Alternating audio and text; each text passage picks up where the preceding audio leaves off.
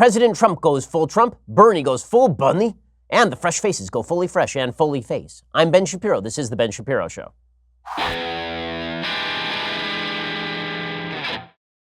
All right, well, it was a busy weekend for everyone, and we are going to jump right into the weekend's news. There was plenty of it, but we begin today first by reminding you that when you send packages, there's no need for you to schlep on over to the post office. Post office is great and everything, but why would you spend time in the car and schlep your packages there and then spend more money on postage? Instead, use Stamps.com. It's one of the most popular time-saving tools for small businesses. Stamps.com eliminates trips to the post office and saves you money with discounts you can't even get at the post office. Stamps.com brings all the amazing services of the U.S. Postal Service direct to your computer. Whether you're a small office sending invoices, an online seller shipping out products, or even a warehouse sending thousands of packages a day, Stamps.com can handle it all with ease. Simply use your computer to print official U.S. postage 24/7 for any letter, any package, any class of mail, anywhere you want to send it. Once your mail is ready, just hand it to your mail carrier or drop it in a mailbox. It is indeed that simple. With Stamps.com, you get 5 cents off every first-class stamp and up to 40% off priority mail. Not to mention, it's a fraction of the cost of those expensive postage meters. Stamps.com is a no-brainer. It saves you time and money.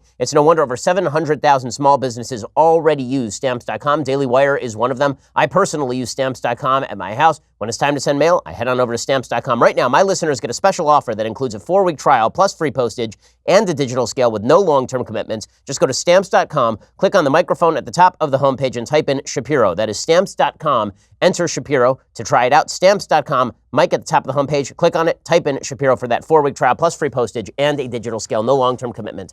Excellent service, and you get a discount when you use promo code Shapiro. So go check that out right now. Alrighty, so we begin with the President of the United States over the weekend. So he spoke at CPAC over the weekend. CPAC is the Conservative Political Action Conference. I spoke there last year. It's a great event. I mean, it's thousands of young people who show up to hear from various members of the conservative movement and the not-so-conservative movement. It always is an interesting mix because there's every year a controversy over sort of who's the leadership of the conservative movement. Well, the last couple of years, the president has shown up, and the president is very comfortable at CPAC.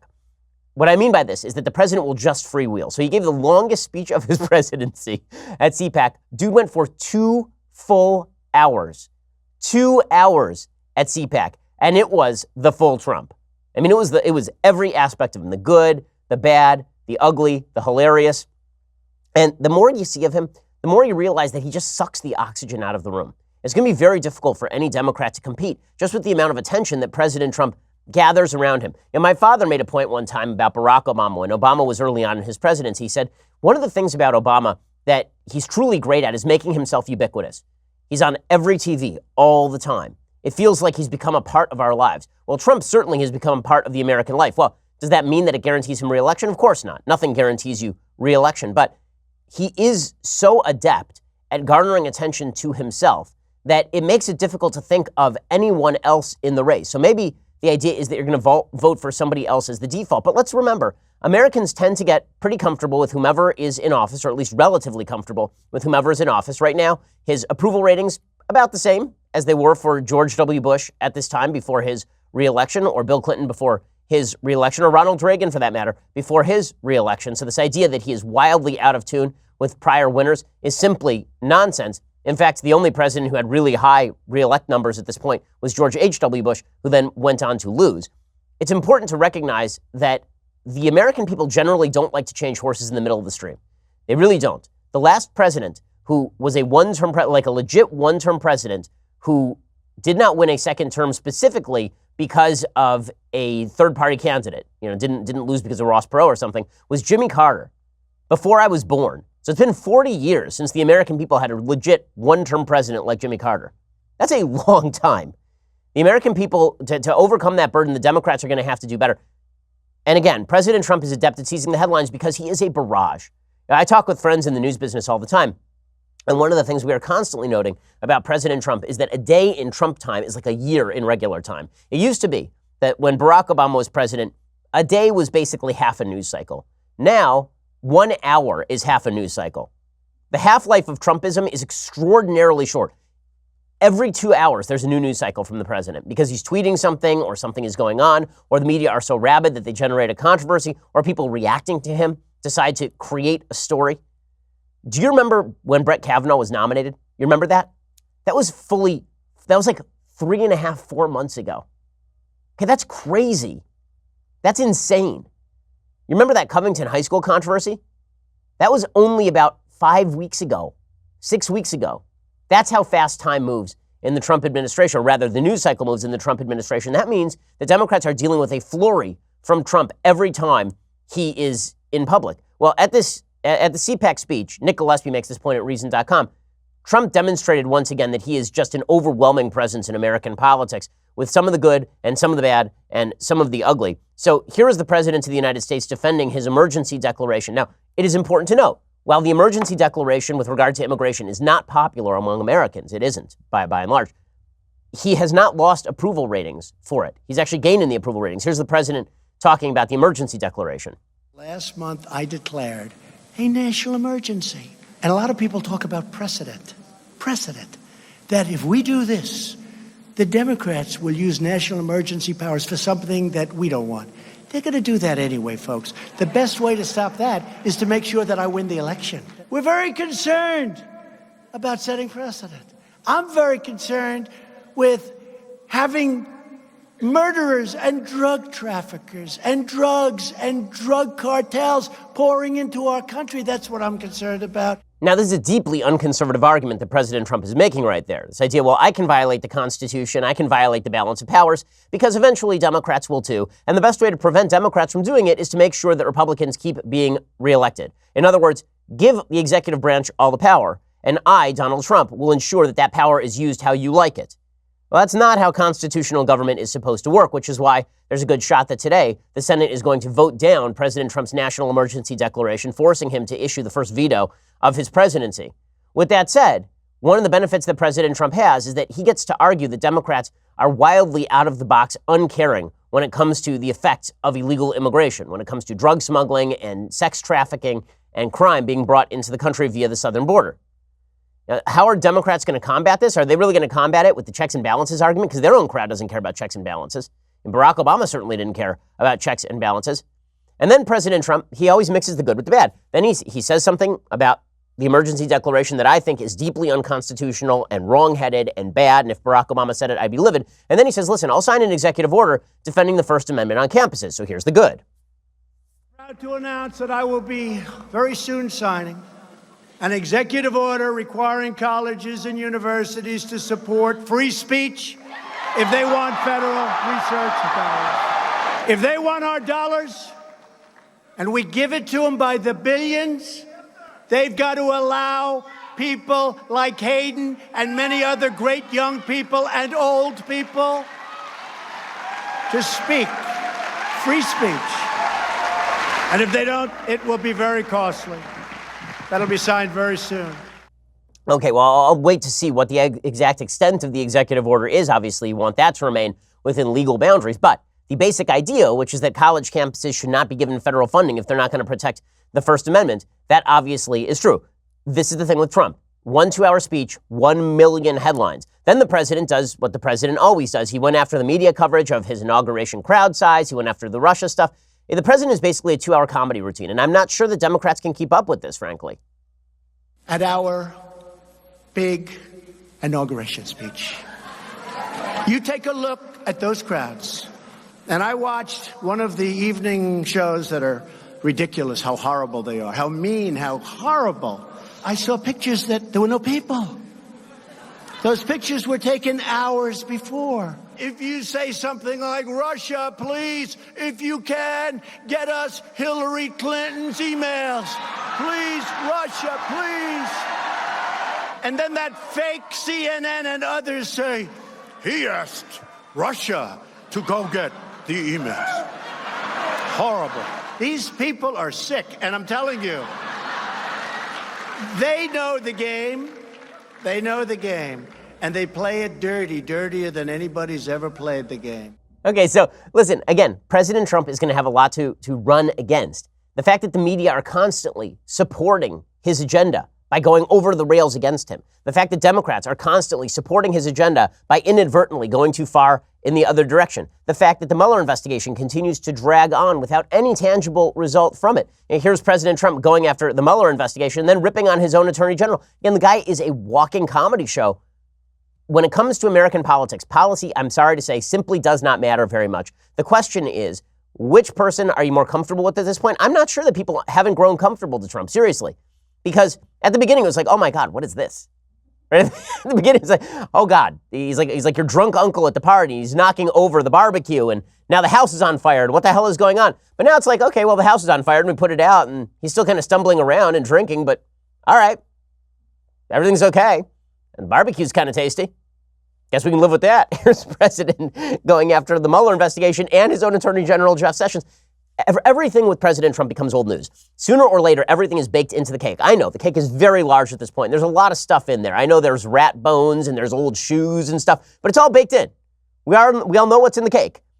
And when it comes to American politics, sometimes the devil you know is better than the devil that you don't, which we'll see in just a second. But anyway, here's President Trump suggesting that people are trying to tear him down with BS, which to a certain extent is certainly true. We had the greatest election. In all fairness, I used to hear Andrew Jackson. This was now greater than the election of Andrew Jackson. People say that. No, people say it. I'm not saying it. All right? This was the equivalent or greater. Now we have people that lost. And unfortunately, you put the wrong people in a couple of positions, and they leave people for a long time that shouldn't be there. And all of a sudden, they're trying to take you out with bullshit. Okay. Do Democrats have a response to this? I mean, seriously, they can try to school-marm President Trump, and Hillary Clinton tried that in 2016. And school-marming him didn't work. You know why? Because people are tired of it. They're just tired of the school-marming. You think Kamala Harris school-marming President Trump is really going to do anything? Joe Biden school-marming President Trump is going to do anything? Really? Like, the American people, they know. All right, it's all there. We get it. In a second, I'm going to get to a little bit more of President Trump at CPAC, and then we'll get to why the Democrats' best shot there. They could very well blow it. We're going to get to that in just a second. First, let's talk about hiring. Hiring used to be hard. Multiple job sites, stacks of resumes, a confusing review process. But today, hiring can be easy. You only have to go to one place to get it done. That's ZipRecruiter.com/dailywire. ZipRecruiter sends your job to over 100 of the web's leading job boards, but they don't stop there. With their powerful matching technology, ZipRecruiter scans thousands of resumes to find people with the right experience and then invites them to apply to your job. As applications come in, ZipRecruiter analyzes each one. They spotlight the top candidates so you never miss a great match. ZipRecruiter is so effective that 80% of employers who post on ZipRecruiter get a quality candidate through the site within the first day. And right now, my listeners can try ZipRecruiter for free at this exclusive web address, ZipRecruiter.com/dailywire. That is ZipRecruiter.com/DAILYWIRE. ZipRecruiter.com/dailywire. ZipRecruiter is indeed the smartest way to hire. There's no reason for you to be posting your job on 1 million separate job boards and then waiting for the resumes to come in without any sort of filter. ZipRecruiter makes sure that you spot all of the best applicants.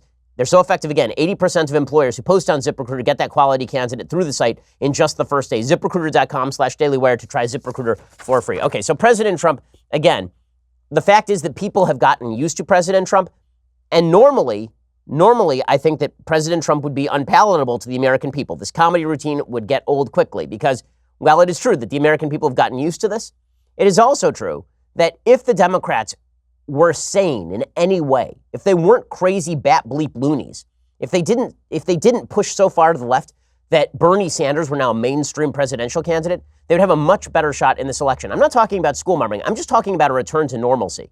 Somebody standing there going, listen, I know you think this is fun. I know this is all fun and games, but come on, guys, come on. But they're not going to do that. They're not going to do that, even though President Trump provides pathways to vulnerability for them. I mean, the fact is he just does. For example, President Trump, last week, I ripped on him for this. The president said that Otto Warmbier, the American citizen who was murdered by the North Korean regime, he said that Otto Warmbier that he took Kim Jong-un, the evil dictator, at his word, that he didn't know about Otto Warmbier. And then Trump went on at CPAC and he said, listen, the reason that I said all that, I'm in a horrible position. How can a president say this publicly? How is this okay? We got our great people back. We got our great, great people. And that includes our beautiful, beautiful Otto Warmbier, whose parents I've gotten to know, who's incredible. And I'm in such a horrible position because in one way, I have to negotiate. In the other way, I love Mr. and Mrs. Warmbier, and I love Otto.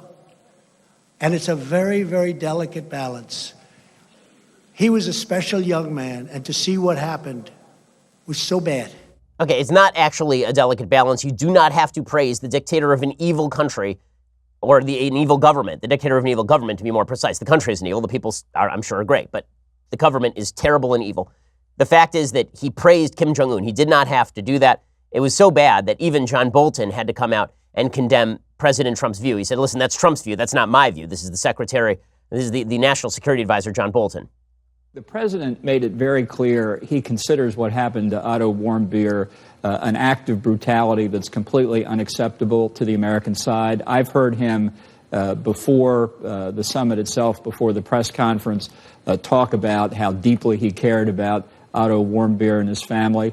The fact is, the best thing North Korea could do right now would be to give us a full accounting of what happened and who was responsible for it. Do you take Kim Jong-un at his word? The president takes him at his word. No, I know he does, but what about you? My opinion doesn't matter. My opinion is that I'm the National Security Advisor of the president. Right, Your opinion matters quite a bit. I am not the national security decision maker. That's his view. Okay, well, again, this is bad stuff. Now, here's the point. That is bad stuff, but Democrats are not positioned to take advantage because the 2020 Democrats are so unbelievably radical that Bernie Sanders may not be radical enough for them. So Bernie Sanders is trying to reintroduce himself to the Democratic Party right now. And yeah, that means that we have to play the Bernie Sanders music, of course, because, I mean, come on. So Bernie Sanders gave a big speech over the weekend. And that speech was supposed to reintroduce him to the Democratic public, right? He's speaking in Brooklyn, New York, and the idea here was going to be that he is going to reintroduce himself as the new face of the Democratic Party, make himself more personal to the Democratic Party. The problem is that Bernie Sanders is a kook. He has always been a kook. And now Bernie Sanders is trying to play up his Jewish background in order to claim that he has some sort of intersectional appeal. Number one, that ain't going to play with the Democratic Party. The Democratic Party does not care about Jewish intersectionality. They do not care about the experience of Jews. They do not care about anti-Semitism within their own party, as we'll get to in just a second. Second of all, Bernie Sanders does not have a credible leg to stand on when he talks about his Jewish background. The guy is radically anti-religious. He's radically anti-Israel. He has no relationship with Judaism. He is an atheist socialist. Like, the fact that he is ethnically Jewish cuts no ice with me. I don't care about ethnic Judaism. I care about actual practicing Judaism. I care about religious Judaism. I care about Jewish principles. Bernie Sanders is in line with virtually none of them. And yet, when he tries to reintroduce himself to the Democratic Party, that's what he has to rely on because his socialism isn't enough these days. So he drags out Shaun King. Shaun King, you'll recall, he's a columnist for the New York Daily News. He's a race baiter par excellence. There have been accusations that he is not actually black. His birth certificate lists his birth father as a white guy. He says that his mom had an affair and he's actually black. Not of high relevance, but he is now a spokesperson for the Bernie Sanders campaign, basically. And he gets up there in the middle of a Democratic Party meltdown over anti-Semitism and says, you know, Bernie Sanders grew up in the family of Holocaust, where everyone's extended family was killed in the Holocaust. Yeah, welcome to being a Jew. Okay, pretty much everybody's extended family was killed in the Holocaust. Half of world Jewry was exterminated during the Holocaust. Doesn't give you a case for being president. Bernie Sanders was born right here in Brooklyn the same year the Holocaust began. The next year, when Bernie was just a baby boy, his uncles Jacob and Abraham, his aunt Shauna, her son Leopold, were all killed in the Holocaust in Poland. And to come of age in that time, in that space, it gave Bernie a deep sense of right and wrong. Okay, so let me get this straight. Because he was born the same year that the Holocaust began, he has a deep sense of right and wrong. This is their case. This is going to be the case that Bernie Sanders, a full-on socialist who rooted for the USSR and Cuba and was rooting for Venezuela, that guy he got a deep sense of right and wrong because he had extended relatives who were killed in the Holocaust, just like every other Jew on planet Earth of Ashkenazi descent. Seriously? And then Bernie tried to double down on this. He says, you know, I know where I came from. He tries to describe his childhood and make himself a man of the people, even though he's been living off the public dole for legitimately decades at this point. I am not going to tell you that I grew up in a home of desperate poverty. That would not be true. But what I will tell you is that coming from a lower middle-class family, I will never forget about how money, or really lack of money, was always a point of stress in our family. My experience as a child living in a family that struggled economically powerfully influenced my life and my values. I know where I came from. Okay, where you came from is the greatest country in the history of the world, where a useless old man like you can run for president on the basis of accomplishing nothing over the course of your life, and then you can rip on it. Is that really going to counter President Trump? Is that a counter to President Trump? When President Trump stands up there at CPAC and he says, socialism is not our future, and then Bernie Sanders says, I grew up lower middle income in the United States, and this is supposed to be a story of victimhood. You're standing on a presidential stage, never having legitimately earned a dollar or created a job. And we're supposed to hear from you that you're the guy who should run everything? Like that's the guy who they're going to juxtapose? And let's not forget, I mean, Bernie Sanders is a front runner right now. He is. His support is significantly more durable than Joe Biden's. The best day Joe Biden's going to have of this campaign is the first day. Unless Barack Obama endorses him, the best day Joe Biden has in this campaign is the day he announces. From there, it is all downhill. Bernie Sanders has the most durable base of anyone in the Democratic Party, and he is an octogenarian socialist with a boring background. So boring that he has to actually go back to extended relatives killed in the Holocaust and growing up lower middle income in Brooklyn, just like half of Jews in America. Like, really? And then he says that his program is going to be guaranteeing health care as a right. He says at this rally, he's going to guarantee health care as a right. But then he lets he sort of lets the cat out of the bag, as we'll see what he means by that in an interview that happened last night. So here he is at the rally talking about health care as a right. Today, we launch our fight for a political revolution. And we say to the private health insurance companies, whether you like it or not, the United States is going to join every other major country on earth and guarantee health care to all people as a right. Yeah, except then he explained exactly what he means by that. He said, oh yeah, what I mean by that is the complete elimination of private health care insurance. Whoops. Your question in terms of health care, we're already paying for it. We're paying twice as much as the Canadians. So what the criticism of Bernie Sanders is, he's going to raise your taxes. Well, I may. That's right. But you know what I'm doing? I'm doing away with all of your private health insurance premiums. All right, I don't know how you guys work at where you get your health care from. Mm-hmm. Somebody is paying for it. Somebody's paying Blue Cross or United Health. All right, that's gone. I'm paying it for ourselves, yeah. You're paying it for yourself. How much you paying? If you're an average family of four in this country, you're paying $28,000 a year. Mm-hmm. And that cost is going to go up. So we can't afford the present system. That's so we're going to get rid of 177 million healthcare plans in the United States because Bernie Sanders says so. And his case is that he had extended relatives who died in the Holocaust and grew up lower middle income in Brooklyn before sponging off the taxpayer for decades at a time. Yeah, President Trump might be okay. He might be okay. We'll explain why he might be even more okay, because Bernie Sanders isn't even radical enough for the Democratic base. This is the problem. Bernie Sanders may be the best they have to capture the Democratic mind at this point, but he is not the Democratic base. I'll explain in just a second. First, let's talk about Congress. In a second, we're going to talk about the fresh faces in Congress and why these folks cannot be trusted with power. But here's the problem. As power accretes to the federal government, whether we're talking about the legislature or the executive branch, as we talk about the perversion of the constitutional structure of checks and balances, regardless of who is in office, we're going to need to shore up the Constitution that has been undermined. Over the last century, the rise of administrative government has radically restructured how American government has worked and was supposed to work.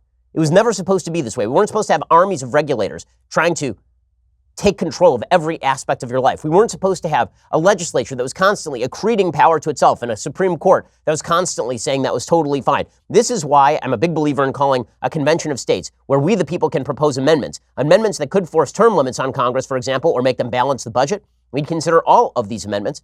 And I know people are worried about a runaway convention. Here's the thing. A vast majority of states, like 38 states, still have to actually go with whatever amendment is proposed. So it's not like somebody's going to make an amendment to abolish private profit in the United States and that's going to go fine. That's just not how this thing works. Calling a convention of states may be the only way to get the job done. There are already 3.8 million people with us on this, more every day. Join me and my friend Mark Meckler. Go to conventionofstates.com/Ben. Go sign the petition today. That is conventionofstates.com/Ben. And getting familiar with the Constitution and then seeing what we can do to restrike the original bargain would be a worthwhile thing. Conventionofstates.com/Ben to join us. Go check it out right now. Okay, so as I say, Bernie Sanders is extraordinarily radical, and he's not even radical enough for the Democratic base. This is why, unfortunately, I feel like constitutional concerns have gone by the wayside. And we let off with President Trump talking about his emergency declaration. And he says, listen, I know that I may be violating the Constitution here, but if you're worried that I'm setting a precedent, well, Democrats are going to do it anyway because they have no limits. When you look at the Democratic Party, it's hard not to feel the same sort of Flight 93 urgency that was expressed by Michael Anton in this famous piece for the Claremont Review of Books back in 2016. He suggested basically the country is going to crash anyway. You got to vote for Trump because you got to try to storm the cockpit. The metaphor didn't make a whole hell of a lot of sense. But if you look at the Democratic Party right now, it does feel like this is a party that is determined to drive America into the ground, that this is a party that does not care about constitutional limits or even, frankly, the limits of decency. Bernie Sanders is not intersectional enough for them. He's too socialist and not intersectional enough. So, for example, CNN's Bakari Sellers, he came out on CNN last night. He said, listen, I know Bernie marched with Martin Luther King, right? This is one of the good part of Bernie's records. But he says that's not enough. Bernie isn't intersectional enough. He was criticized last time for not connecting effectively with the African-American community. Is this part of what he needs to do to get the nomination? I know you're not necessarily rooting for him to get the nomination. I think that Bernie Sanders has a long way to go, and there's a certain part of me that believes that ship is already sailed. I mean, it's not the fact that Bernie Sanders marched with Dr. King in the 60s. I think that was one of the first things that he said. The question was, where have you been and what have you done since then? Where has your activism been since the 60s? Okay, well, here's the problem for this. Bakari Sellers does speak the language of the base, meaning he is talking to the Democratic base, but the Democratic base is not the entire voting population of the United States, nor is it even the voting population of the Democratic Party.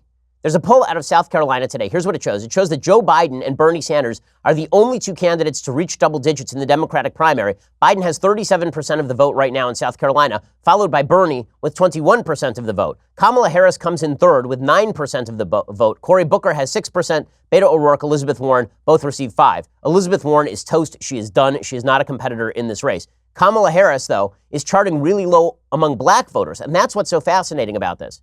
Among African-American Democratic primary voters, Biden has 43% of the vote. Sanders has 15% of the vote. Harris is at 9%. So for all the talk about how intersectionality is going to rule the future, the reality is a minority, even in the Democratic Party, probably, but it is a minority that is now running the party. The folks who care so much about race and sex and the intersection thereof, those people run the heart of the Democratic Party, but the Democratic Party is not relegated to just those people. On the issue of reparations for African Americans, 31% of respondents among Democrats agree with the policy, 46% disagree. That issue is not helping Kamala Harris with South Carolina Democratic primary voters, according to the poll. 79% of them support reparations, but they are breaking for Joe Biden nearly 4-1. By the way, President Trump has a positive approval rating of 50% in the state. So, in any case, this is sort of the point. As the Democratic Party moves ever further to the left, President Trump's chances get even better. As I've said for a long time, if President Trump can just let the Democrats go crazy and continue to go crazy and not go crazy himself, he may be in good shape. And good news for him, the Democrats appear to be going fully crazy. They're now eating their own. So Ilhan Omar continues to be a fresh face of the Democratic Party, incredibly fresh as well as face. I mean, on the cover of Rolling Stone with Nancy Pelosi, who also is a fresh face, meaning that she's had a chemical peel in the last 30 days. In any case, Ilhan Omar will not stop with the anti-Semitism. I mean, legitimately will not stop. Can't stop, won't stop. Turned down for what? I mean, it's incredible.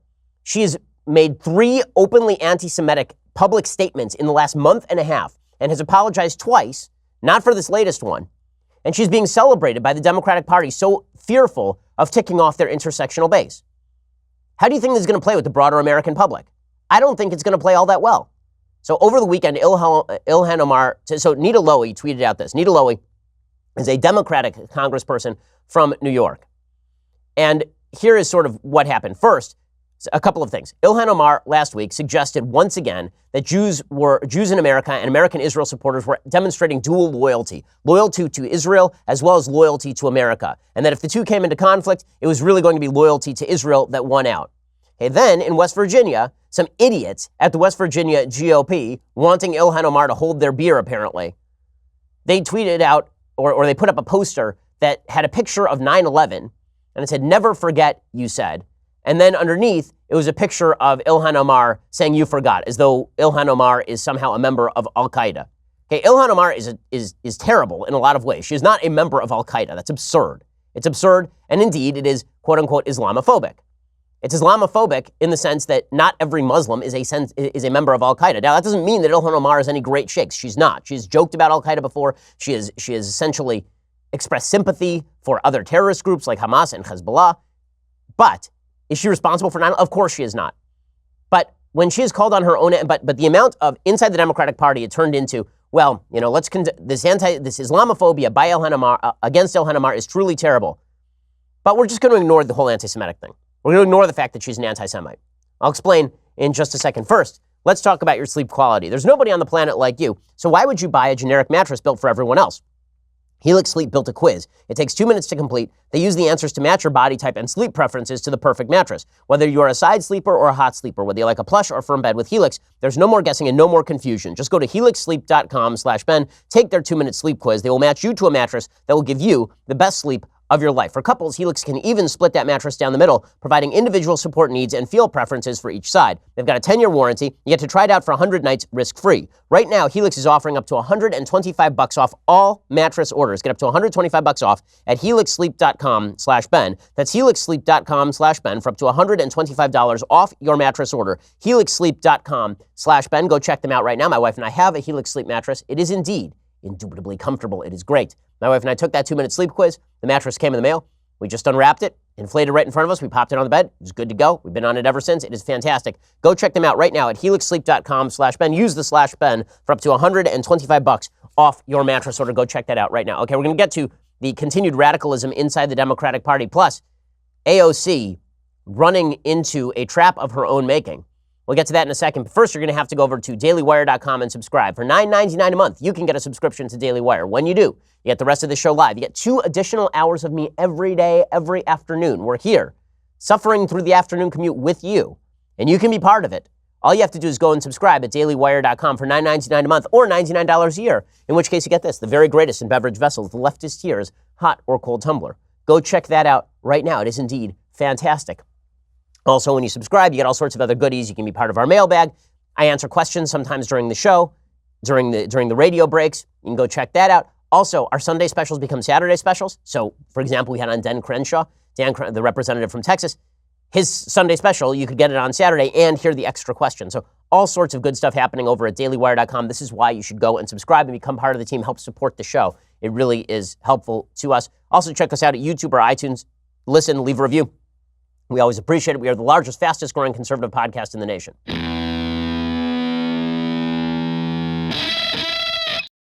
So as I say, the Democratic Party is moving so far to the left, at least the leadership is, or the perception that the intersectional base is the coalition that is going to win the future. That perception is so strong that it is leading them directly over a cliff like lemmings. So as I mentioned, Ilhan Omar, who's gotten all sorts of attention because she's a Muslim congressperson from Minnesota, who also happens to be a blatant anti-Semite. Again, she has said anti-Semitic things repeatedly. She's not the only one. Rashida Tlaib from Michigan has done the same thing. Well, last week, she said in a public statement, in front of a major crowd at a bookstore in Washington, D.C., she went out there and she suggested that American Jews have dual loyalty to Israel. Nita Lowey, who is an American Jew and a Democrat, tweeted this out. She said, gross Islamophobic stereotypes like those about Ilhan Omar, recently featured on posters in West Virginia, are offensive and have no place in political discourse. Anti-Semitic tropes that accuse Jews of dual loyalty are equally painful and must also be roundly condemned. Lawmakers must be able to debate without prejudice or bigotry. I am saddened that Representative Omar continues to mischaracterize support for Israel. I urge her to retract this statement and engage in further dialogue with the Jewish community on why these comments are so hurtful. And this has been the typical tactic from folks on the left. Really, the typical tactic is, we are so sad that she would do this. It's so sad. And you get the same thing from Debbie Wasserman Schultz, another Jewish congressperson, this one from Florida. She says, sadly, misunderstandings over anti-Semitic hurtful comments continue, as does hateful Islamophobic rhetoric. Dialogue leads to understanding. Ilhan Omar, repeated misunderstandings would seem to require dialogue to avoid repetitive harm. Communication is the key to understanding. I hope you will agree and will engage so tensions do not worsen. Again, it's the entire Democratic Party tutting Ilhan Omar's anti-Semitism. She is not hiding the ball, guys. She's saying it straight out, over and over and over again. And all of you folks in the Democratic Party in leadership positions are sitting there going, well, I guess she just doesn't understand. She just must not understand what she's doing. This is soft bigotry of low expectations crap. She's an intelligent woman. She's a sitting Congress member. The idea that Ilhan Omar doesn't know what she's saying is absurd. She knows precisely what she's saying because she keeps saying it over and over. And then she doesn't apologize for it. She apologizes that you felt bad because of what she said. So she responds to Nita Lowey, a Democratic congresswoman inside her own party, and she says, Our democracy is built on debate, Congresswoman. I should not be expected to have allegiance or pledge to support to a foreign country in order to serve my country in Congress or serve on committee. The people of the Fifth elected me to serve their interest. I am sure we agree on that. That is legitimately her suggesting that everyone who supports Israel has allegiance or pledges support to Israel.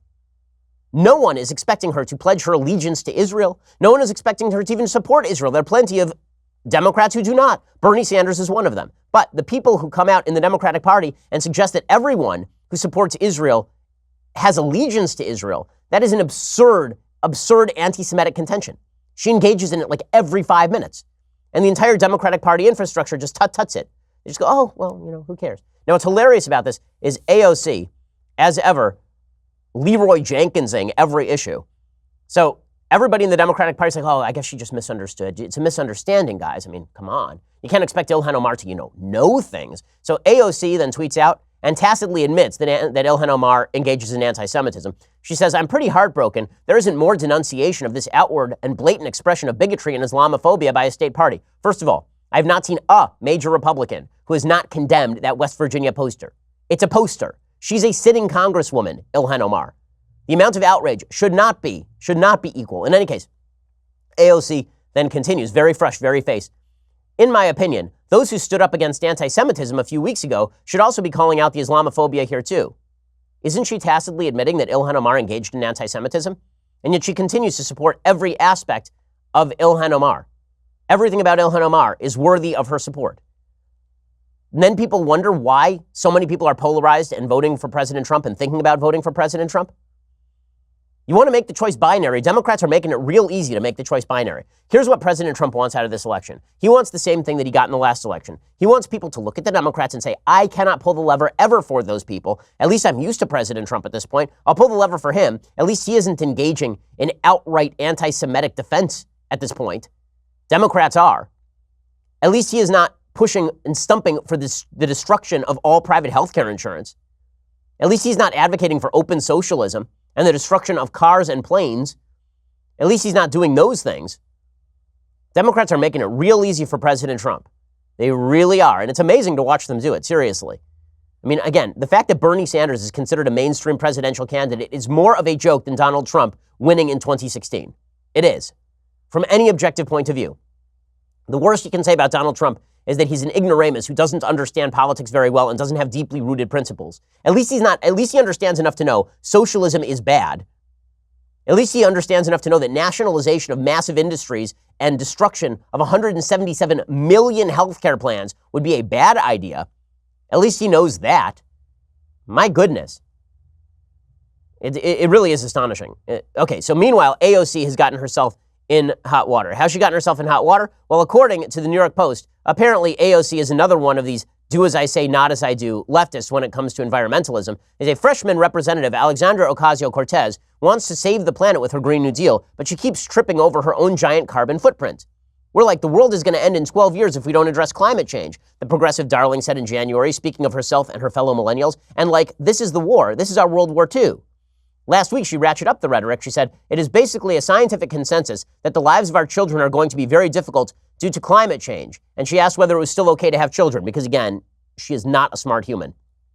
And then the New York Post said, the guiding principle of her eco-vision is to bring about a full transition off fossil fuels and zero greenhouse gases within 10 years. To achieve this, the Green New Deal fact sheet says, the nation, this is the fact sheet she put out, the frequently asked questions, the nation must totally overhaul transportation by massively expanding electric vehicle manufacturing, building charging stations everywhere, building out high-speed rail, creating affordable public transit available to all with the goal to replace every combustion engine vehicle. But the woman who boasts of a razor-sharp BS detector seems to have trouble sniffing out her own. Since declaring her candidacy in May 2017, Ocasio-Cortez's campaign heavily relied on those combustion engine cars, even though a subway station was just 138 feet from her Elmhurst campaign office. She listed 1,049 transactions for Uber, Lyft, Juno, and other car services federal filings show. By the way, she also blamed those car services for bankrupting taxi drivers.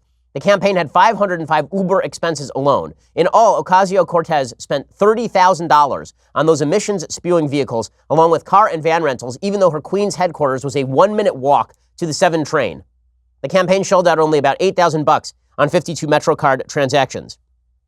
Everyone, top to bottom, used MetroCards. Ocasio-Cortez's spokesperson, Corbin Trent, told the Post. By comparison, her fellow freshman Max Rose listed only 329 transactions for car services totaling $6,000. In a district with limited transit options and a $17 Verrazano Bridge toll, Rose spent only $732 more than AOC on gas and tolls, an indicator of personal car usage. So she's been very friendly to embrace airplanes and cars as well. Get to more of that in just a second. So it turns out, according to the New York Post, that AOC's campaign embraced the friendly skies, logging 66 airline transactions costing $25,000 during campaign season. The Democratic firebrand or her staff took Amtrak far less, only 18 times, despite high-speed rail being the cornerstone of her Save the World strategy. So this long piece talks about her travel habits, and she's very, very upset about this. So she tweets back, "I also fly and use AC. Living in the world as it is isn't an argument against working towards a better future. The Green New Deal is about putting a lot of people to work in developing new technologies, building new infrastructure, and getting us to 100% renewable energy." Well, also, your frequently asked questions specifically talk about getting rid of internal combustion engines and getting rid of airplanes. I mean, I mentioned this when she cut her video last week of her chopping up sweet potatoes while she talked about how the world was a terrible place in her climate-controlled apartment in the heart of the Navy Yard in Washington, D.C. She has a very difficult life here in the first world. Now, she's claiming, well, I'm not a hypocrite. You know, everybody has to use this stuff. It's not hypocrisy if everybody is using this stuff. That is not enough for the former head of Greenpeace, the co-founder of Greenpeace. He slammed her. He has a PhD in ecology. His name is Patrick Moore. He said, he fired back, "The world as it is has the option of taking the subway rather than taxi, the option of Amtrak rather than plane, the option of opening windows rather than AC. You're just a garden variety hypocrite like the others, and you have zero expertise at any of the things you pretend to know." He's blasted her before. He called her, after she suggested that she was the boss, he said, "Pompous little twit. You don't have a plan to grow food for 8 billion people without fossil fuels or get the food into the cities. Horses? If fossil fuels were banned, every tree in the world would be cut down for fuel for cooking and heating. You would bring about mass death." It's that founder of Greenpeace owning AOC with facts and logic. That is not stopping members of the media from coming forth to defend her and the rest of the fresh faces. Elizabeth Bruenig, who's the socialist columnist over at the Washington Post. I mean, she legitimately defends socialism. She defended Ilhan Omar's anti-Semitism this week. She said it's not actual anti-Semitism to accuse people of dual loyalty. But then she wrote a full piece in the Washington Post in which she suggests that AOC is not, in fact, a hypocrite. We should ignore people who call socialists hypocrites. Now, here's the truth. Socialism always ends with a two-track process. There are the people who run the government, who live lives of extraordinary wealth and privilege. It was always good to be a member of the government in the USSR, way better than being a member of the proletariat. In Venezuela, if you are a member of the Chavez family or the Maduro family, great place to be. If you're anyone else, you're eating dogs. Socialism tends to end up with a two-track program. But Elizabeth Bruenig says we should ignore the fact that AOC is willing to take care of all these advantages because, you know, she's fighting to change the world. This is always the way that folks tend to get off the hook. You know, it's fascinating. When you think of government as God, and when you think that you are God because you are a member of government, the rules don't apply to you. You're like God. You exist outside space and time, and the rules can simply be changed at whim. When you're not a member of government, then personal responsibility falls on you to do the things that you're talking about. So when I talk about building the social fabric and giving charity, I need to actually work on building the social fabric and giving charity. I can't just say, listen, I'm fighting for those things, but I don't actually have to do those things. I generally am not a fan of the hypocrisy claim. The hypocrisy claim is very often used to tear down the standard itself. So what I mean is, you'll see somebody who says adultery is bad, and then they go and they commit adultery, and people say, well, that person's a hypocrite. Hypocrisy is not failing to live up to your own standards. Hypocrisy is saying that the standard should not apply to me, it should apply to everyone else. Well, that's what AOC is doing. She's saying that I'm living in the world as it is. Right, so are the rest of us, AOC. So are the rest of us. And yet you're calling on all of us to radically change how we live our lives, and you're not going to worry about it. You're not doing it. Right? That's hypocrisy. Suggesting there's one set of rules for you and one set of rules for the commoners. That is hypocrisy. Failing to live up to your own expectations is not. So if AOC had said, listen, I'm trying, I'm doing my best, I don't always live up to the standard, but that's something we can all work on, that would be a good defense. Not, I live in the world. So do all of us. We're all living here together. But Elizabeth Bruenig says we should just ignore all of this. She says, shortly after AOC won a congressional primary, pictures of her childhood home began appearing on social media. The grainy image of the small blue cottage was evidently swiped from Google Street View and uploaded to Twitter by conservative television host John Cardillo. The tidy little home, Cardillo tweeted, was in fact the Yorktown Heights, very nice area home of AOC, a far cry from the Bronx hood upbringing she's selling. Cardillo was wrong. Ocasio was born in the Bronx, though her family moved to Yorktown Heights years later in an effort to place her in better public schools. Well, then he wasn't wrong. That's where she lived growing up. And my wife was born in Haifa. She didn't live in Haifa her entire upbringing. Like, that's silly. And then AOC says, as more left-flank challengers face off with center-left incumbents and more democratic socialists begin looking toward public office, beware. You will all be called champagne socialists or yacht communists, the ritzier and more radical counterparts of limousine liberals. It doesn't matter how comparatively humble your background is or how relatively modest your means in the context of the political class at large. It'll always be news if Bernie Sanders wears a $700 coat or buys a house by a lake because his political position on inequality is so obviously moral that the only way to impeach it is to make him seem dishonest about it. No, it is not obviously moral. It is obviously immoral, which is why he doesn't live up to his own morality. His own standard is bullcrap. Everybody knows it's bullcrap. He knows it's bullcrap. That's why we point out that he lives on a house by the lake. Not to say that owning a house by a lake is inherently bad, but to say that there's nothing wrong with owning a house by the lake, and this moron is out there suggesting that there's something inherently immoral about owning a house by the lake at the same time he owns one. Like, that's the point.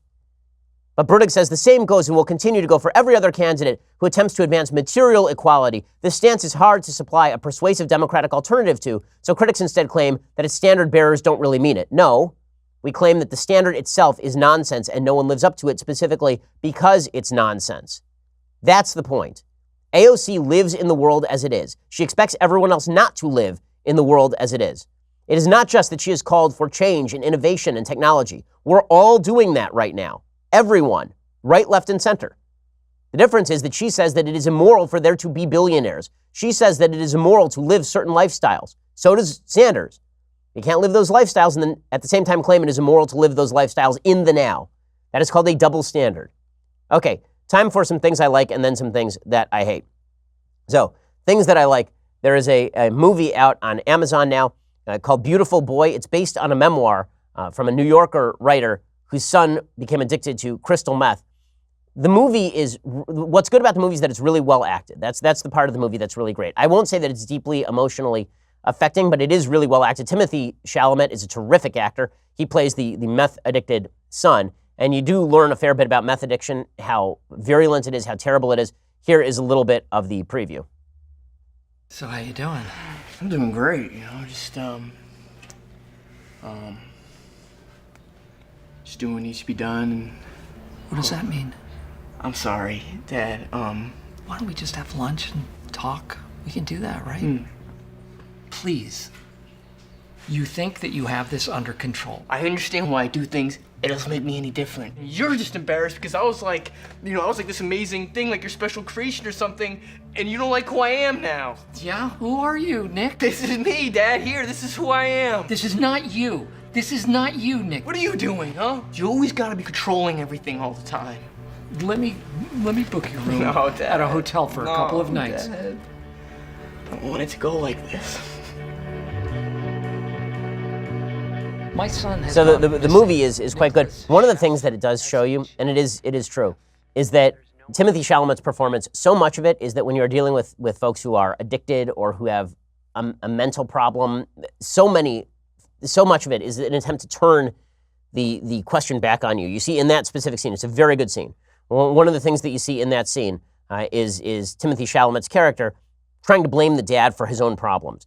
And this is, if you want to be successful in life, honestly, if you want to be, and forget about addiction for a second, you want to be successful in life generally, the most important thing is to take personal responsibility for your actions. If you actually want to be successful in life, blaming your parents, blaming your upbringing, blaming your environment, none of that avails. Because reality is still reality, and good decision-making is going to be rewarded in a far more coherent way than bad decision-making. Trying to blame the world, trying to blame other people doesn't avail you one bit. And I understand that our modern American politics is based on the blame game. It's based on this idea that every problem you experience in your life is due to some unseen, impersonal forces that are out there. Again, there's some people who are legitimately victimized by individual people. But if we actually want a country of success, we need a country of successful people. Being a successful person means taking responsibility for your own actions. And that's true. That's as true for people who are not addicts as it is true for people who happen to be addicts. Okay, time for a couple of things that I hate. So I'm old enough to remember when it was considered very, very bad not to respect the results of an election. Hillary Clinton has been doing that ever since she lost. I was told that if Donald Trump lost in 2016, he was not going to respect the results of the election. I'm being told by people like Michael Cohen that if President Trump doesn't win in 2020, there will be a civil war because Trump will refuse to leave office. Hillary Clinton is still doing this shtick. She's still doing this shtick, but she's doing it about Stacey Abrams. So Stacey Abrams lost her gubernatorial race in Georgia. She lost it fair and square. She did not lose, and she lost by something like 50,000 votes. That's not stopping Hillary Clinton from going down to Selma and suggesting that Stacey Abrams really did win. And also, Hillary got back into her Southern accent. It's always fun to watch Hillary's modulating accents. She's like the extraordinarily crappy Daniel Day-Lewis of political accents. We're looking toward a new presidential election, thank goodness. But it's not going to make a difference if we don't bring the lawsuits and win them, right? If we don't register everybody the way Stacey Abrams has been doing since 2014, I mean, just think about it. Between 2012, the prior presidential election, where we still had the Voting Rights Act, and 2016, when my name was on the ballot, there were fewer voters registered in Georgia than there had been those prior 4 years. Okay, she's a delight. I mean, I do love her dropping the Southern accent. By the way, it got even stronger. I mean, here's a clip of her talking again in Selma. I mean, she really is dropping those G's. She's just leaving those G's out there on the street for anyone to trip over. It's really unsafe. Reverend Strong, you have been a wonderful host. Thank you so much. It is a great honor to be back among you, especially at this moment that is fraught with peril for our country. And Reverend Green, when those bones get up, and when that spirit is breathed into them, and they start climbing out of that valley, the first place they go is to register to vote. Okay, man, she and Kirsten Gillibrand cut from the exact same cloth. I'd like to see an acting off between Kirsten Gillibrand and Hillary Clinton. Is it? I sometimes wonder if Hillary Clinton and Kirsten Gillibrand are actually the same person, just separated by 20 years. I don't know at this point. Okay, in any case, we'll be back here for 2 hours later today, so make sure you subscribe, and then you can stop by for the updates and all sorts of fun. You can check in with us during the breaks, and I'll answer your questions. Should be a blast, so go check us out over at dailywire.com, or we'll see you here tomorrow. I'm Ben Shapiro. This is The Ben Shapiro Show. The Ben Shapiro Show is produced by Senya Villarreal, executive producer Jeremy Boring, senior producer Jonathan Hay. Our supervising producer is Mathis Glover, and our technical producer is Austin Stevens. Edited by Adam Sayevitz. Audio is mixed by Mike Caromina. Hair and makeup is by Jesua Olvera. Production assistant Nick Sheehan. The Ben Shapiro Show is a Daily Wire production. Copyright Daily Wire 2019.